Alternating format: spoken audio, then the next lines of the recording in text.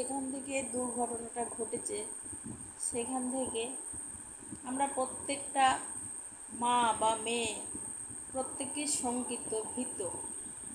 কারণ একটা মেয়ে যেভাবে কর্তব্যরত অবস্থায় তার উপরে যে হামলা হয়েছে, যেভাবে তার জীবনহানি ঘটেছে, একজন মা হিসাবে, একজন মহিলা হিসাবে আমরা সবাই ভীত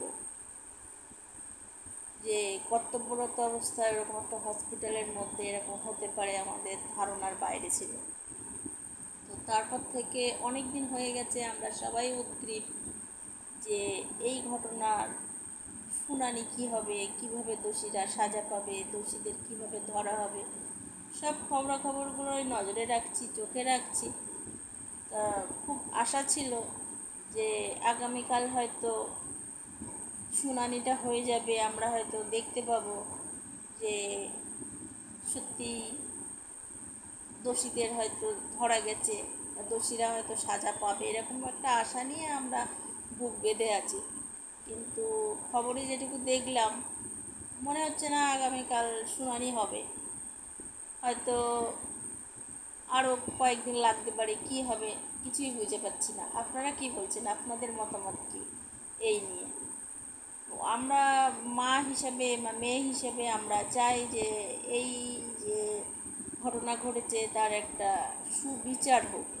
আমাদের মেয়েরাও বাইরে থাকে, তারাও কর্তব্যরত। তো আমরা সত্যি সবাই খুব ভয়ে ভয়ে আছি, এবং এরকম একটা বিভৎস ঘটনা যে ঘটতে পারে সেটাও আমাদের ধারণার বাইরে। যে মূল অভিযুক্ত সন্দীপ ঘোষ, তাকে তো সিবিআই হেফাজতে নিয়েছে, তার তো জেল হয়েছে, তাকে আগামী 16 তারিখে হয়তো তাকে আবার আদালতে তুলবে।